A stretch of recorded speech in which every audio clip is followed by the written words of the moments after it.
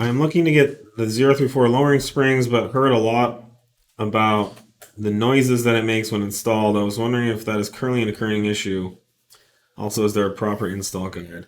I don't know what this would be about. I drive all 034 cars with 034 springs. None of them make noises.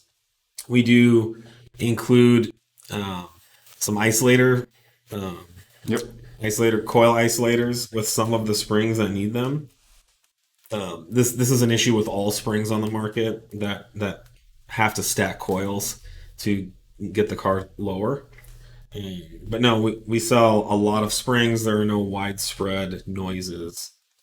Uh, the only way that they would make noise is if you installed them incorrectly or it didn't include all the parts needed. So anyone who's ever experienced a noise should contact us so we can get to the bottom of this. Yeah, we don't want to have you out there. There should be no perceivable additional noise from a spring kit. Yeah, the beauty of this product is it's just a lowering spring. It's simple in its execution. It's not like a coil. You're not changing all this stuff. So no. And install guide, I believe, on those because it's a factory I replacement don't think we procedure, do. so I don't think we have a guide. They're identical to stock. It's a factory install too.